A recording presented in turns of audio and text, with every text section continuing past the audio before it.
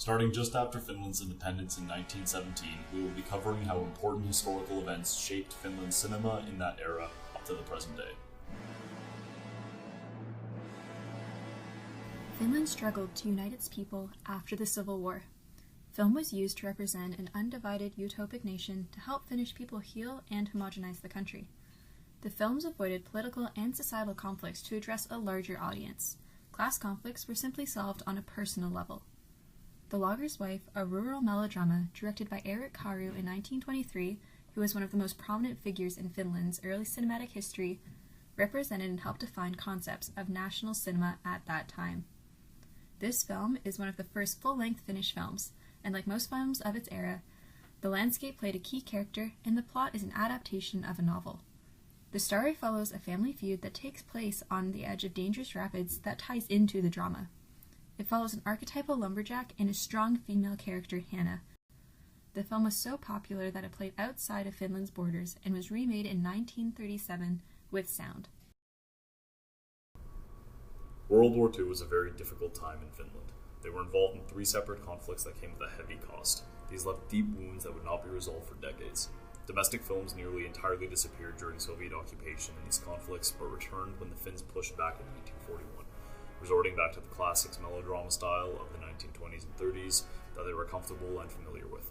A notable example of this was in As You Like Me to Be, which was a straightforward syphilis film involving the story of a woman resorting to prostitution as her life and relationships fall apart around her. Fallout from the war was hard. The Finnish people were left with heavy casualties, a generation lost, and alienated by the West over their allegiance to Nazi Germany. People wanted answers and a way to mend.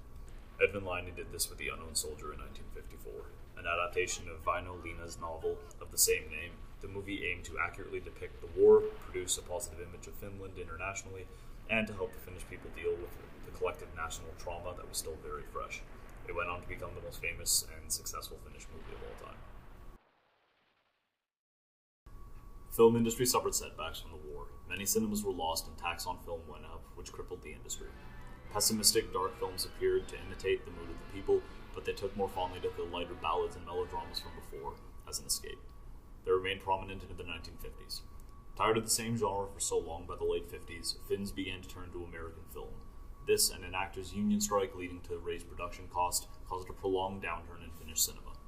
The Finnish government tried stimulating growth by offering tax benefits to more explorative films. By the 1960s, there were films inspired by French New Wave and Italian neorealism, such as in The Diary of a Worker in 1967. Finnish cinema still had no central state-funded body and was susceptible to the fast-changing financial times. The inception of the Film Foundation, 1969, and nationalism of the Film Archive in 1974 provided some stability even through the financially devastating 90s. A notable film from this rebirth was Risto Jarva's The Year of the Hare, which asked the Finnish question about meaning and purpose. The film is about a civil servant who, tired of the meaninglessness of his existence, leaves his job and home to find freedom and peace.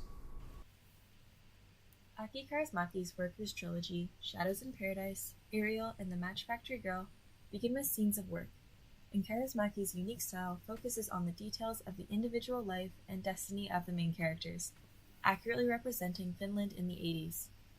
In this era, Finland had a casino economy. Deregulated banks were distributing cheap loans, making credit more available, and the industrial sector was becoming less and less important. It was a time of managed reconstructing, which was a boom for the well-off, but a time of uncertainty for the less fortunate.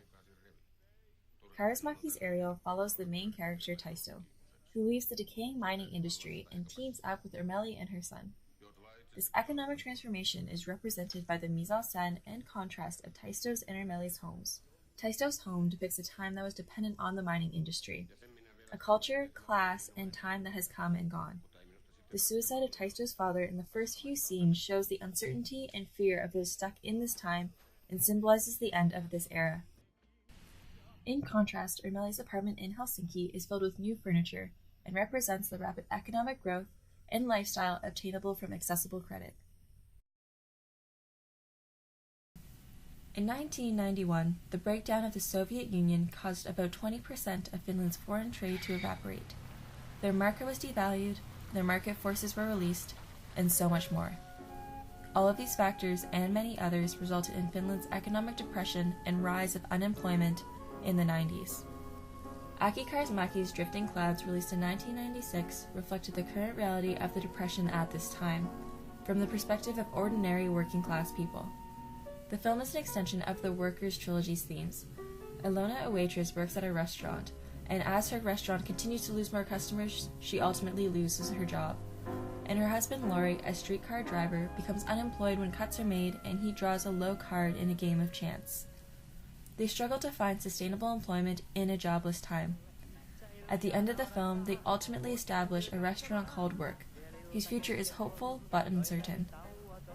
Emphasized by Kaurismäki's minimalistic and lingering shots, the film reflects the conditions of society, and even the optimistic ending is still tainted by the harsh reality as the couple struggles to keep their dignity and solidarity in the 90s. Finnish film attendance increased by 1 million visits in 1999, marking the start of the Finnish film boom. 7 films were released during the heart of this time, and 5 were set in the past, and not a single film was set in an urban setting. The Finnish audience was very interested in historic films as they acted as a distraction from the hardships and issues of the present, such as the Depression of the 90s and globalization. Looking more into globalization, these films help the audience remember and reflect on the past, and locations that they have not personally experienced, but play significant roles in their national identity. Sibelius, released in 2003, helps the nation remember their heritage. It follows the conventional storylines, historic national symbols, and cinematic devices of the genre. The film begins with footage from Sibelius' funeral in 1957. By beginning the film with this nationwide event, it reminds the audience of the impact of Sibelius' compositions on their independence. At the conclusion of the film boom, Finland's domestic film market had become far more established. With more resources and attention on Finnish domestic film than before, Finland moved from nostalgic reflection and began looking to imitate other styles from abroad. Hollywood had been a historically present figure in the Finnish film market for decades. After the boom, the industry was more comfortable and able to support Finnish takes on Hollywood style. This began to become popularized predominantly with Dome Karakoski. Beauty and the Bastard was a very standard, cliché Hollywood representation of the Romeo and Juliet love story of lovers from opposite worlds fighting the odds to be together. This movie used classic Hollywood tropes and even American R&B and hip-hop music to provide a very faithful Finnish depiction of a Hollywood movie. This was repeated in Lapland Odyssey in 2010, a clear example of a road movie, a historically American subgenre that draws roots from old westerns, in which characters face existential compulsion to try to find out who they are. Lapland Odyssey uses the lonely, desolate setting well to emphasize the search of self and add gravity to their stories and their goals.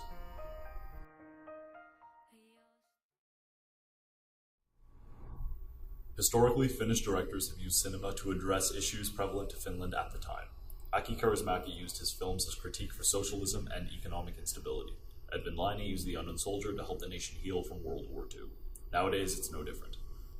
Dome Karakoski tackled the taboo but important issue of racial hate groups with Heart of a Lion, showing the brutality and futility of hatred in a transformative film very similar to American History X, released 15 years prior. Aki Kaurismäki has focused his attempts on evaluating the refugee crisis in his movies Le Havre and The Other Side of Hope.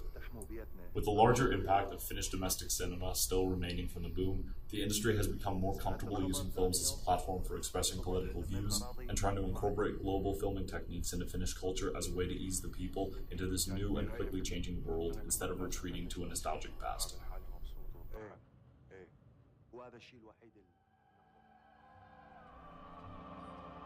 2017 not only marks a fantastic opportunity to celebrate Finland's independence, but also a time to reflect on the country's development and culture.